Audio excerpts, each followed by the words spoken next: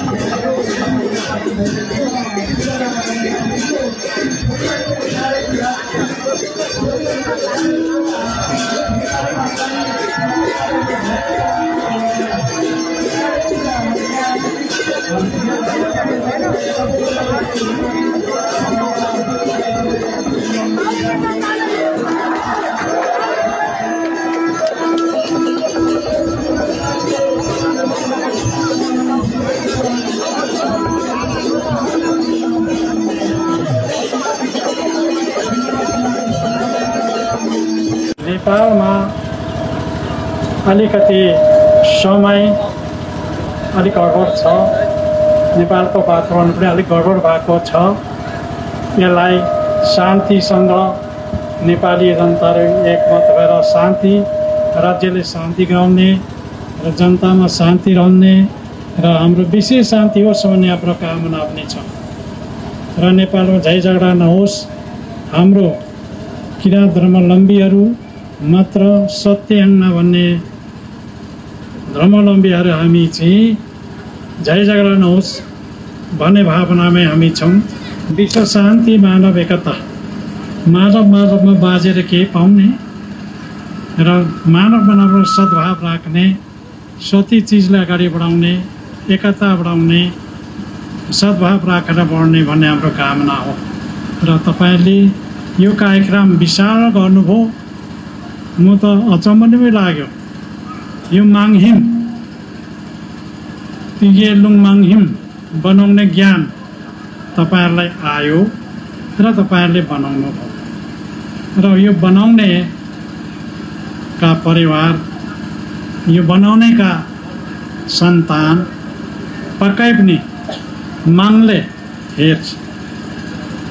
हाम्रो मुन्धुमले के भन्छ भने नमोमा लाओमा खाओमा पाउँछ माङवा पाउँछ सिद्धि शक्ति पाउँछ माङजोलुङ लमा हाङजोलुङ लमा पाउँछ देव शक्ति राजशक्ति पाउँछ र यो आशीर्वाद हाम्रो तर्फबाट छ र यसलाई हामीले पृथ्वी र आकाश रहन्छ यसलाई हामीले धुपधुमार थाम्नु पर्यो माङको भक्ति गर्नु पर्यो घण्टा डम्बर र शङ्ख बज्नै पर्यो यसमा र यो तपाईलाई सुझाव दिन्छु र हामी पृथ्वीमा मान्छे भएर जन्मिएका छौँ तर एक दुई दिनका एउटा घाम जस्तो रामछाया आएका छौँ।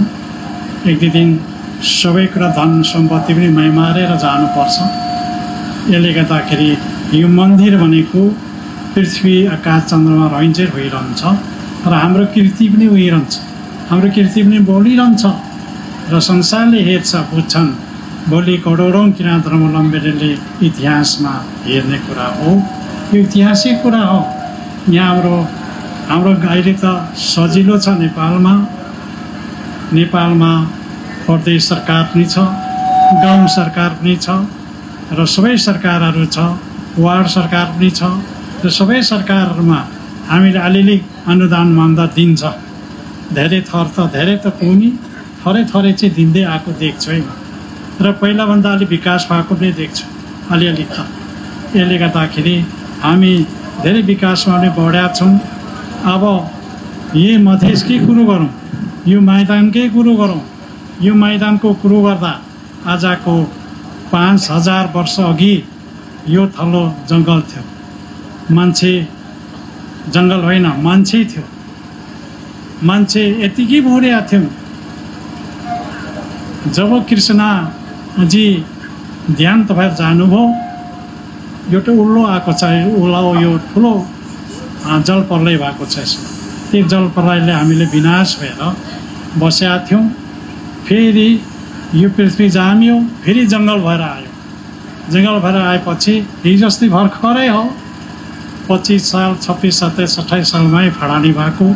हामी मधेस पहाड, हामी पहाडीहरू सबै झरेर बसेका छौँ। राई लिम्बूदेखि कामी दमाई छेत्री बाहुनदेखि सबै लिएर भोर्या छौँ। फेरि फाडेर आवाज भएर बिजुली बत्ती बालेर बसेका छौँ। र यस थलोमा ईश्वरको सम्झना गर्ने, मागको सम्झना गर्ने थलो, अनुष्ठान गर्ने थलो बनाउनु भनेको ठुलो कुरा हो, यो सानो कुरा होइन धार्मिक हिसाबले हेर्दाखेरि। र किनभने यो पृथ्वी कहिले शरीर फेर्छ, पृथ्वीले शरीर फेर्दा कहिले जल प्रलय हुन्छ, कहिले अग्नि प्रलय हुन्छ, कहिले हावा बतासको प्रलय हुन्छ। विभिन्न प्रलय कालहरू पार लाउँदै आइराखेका छ। यसले गर्दाखेरि अब पनि हामी ड्याममा भोर्या छौँ।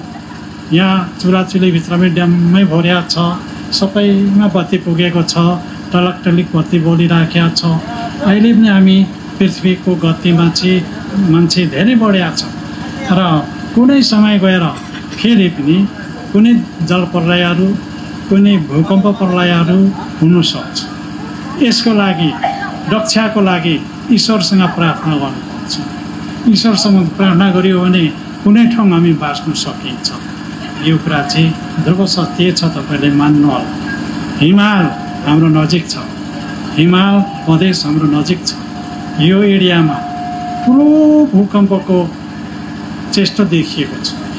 यसले हाम्रो पृथ्वी दबाउने हो कि, यसले हाम्रो सहर बजार दबिने हो कि, हामीले हराउने हो कि, यो खतरामा छ हो।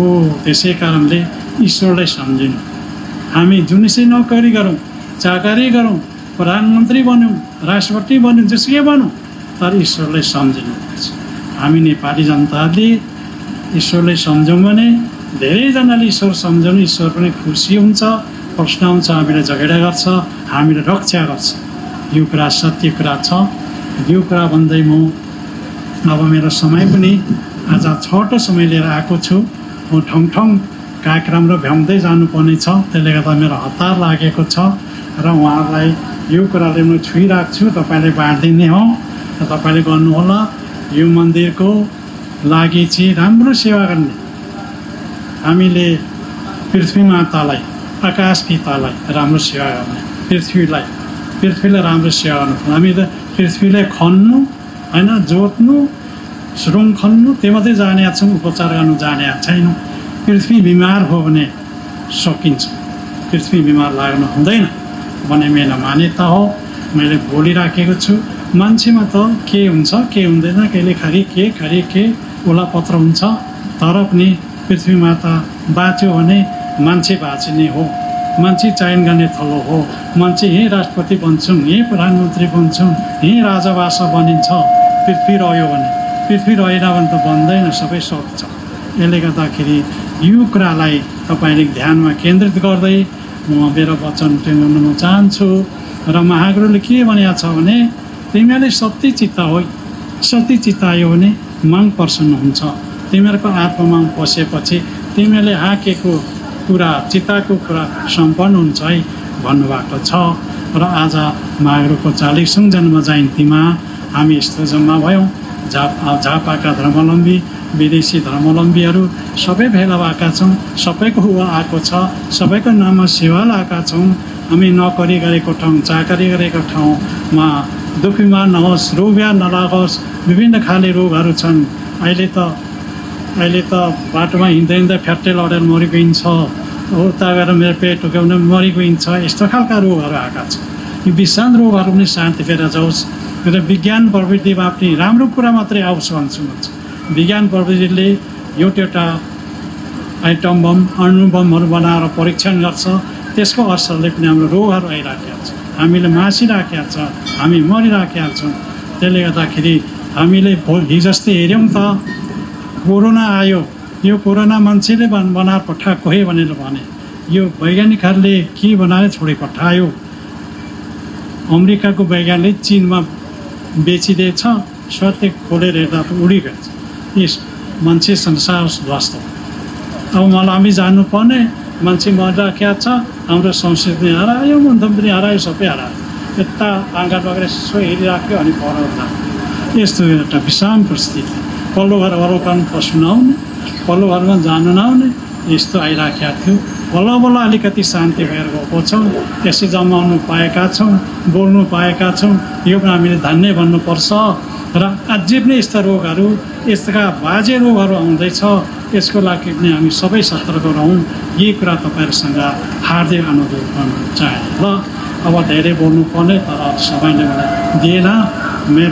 हाम्रो पत्रकारहरू, हाम्रो माथिल्लो सरकारी एकाइबाट घटिनुभएका सुरक्षाहरू, हाम्रो पत्रकारहरू, निजी सुरक्षा, हामी वैधानिक सुरक्षाहरू सबैलाई, यिनीहरूलाई सबैमा शान्ति रहोस्, हामीले सबै सिधि शक्ति पाऊँ र हामीले चिताको पुगोस्, नोकरी चाकरी गरेको पुगोस्। पुलिस भर्तीमा त यही मात्रै बढ्छ कि भन्ने आशा हुन्छ। त्यसले गर्दाखेरि यो बढोस् र देशले रक्षा गरौँ है। तर मुलुक चाहिँ थिएन भने त, नेपाल थिएन भने त हामी हराउँछौँ है। फेरि देश चाहिँ रक्षा हो। हाम्रो हिक्मत कागजी आउनु भएको छ, देशले रक्षा गर्ने ठाउँमा पुग्नु भएको छ, राज्यले रक्षा चाहिँ गर्नु। राज्य भोलि इन्डिया र चाइना भयो भने त छैन, हाम्रो उपाय हुँदैन। यसले गर्दाखेरि देशलाई डुब्नु चाहिँ नदिनु, यति नै भन्छु है। म त त्यो ठाउँमा पुग्याउने छुइनँ, देखाउने छुइनँ, तर मेरो हृदयले चाहिँ त्यो भन्छ। यसले गर्दाखेरि नेपाली जनतालाई चाहिँ नबाजौँ, नजुर्गौँ, नबाजी नजुर्दिकन देशलाई विकास गरौँ, देशलाई उन्नतिशील बनाऊँ। यही नै मेरो आशीर्वाद छ, यही नै मेरो आशीर्वाद छ। धन्यवाद, आशीर्वाद।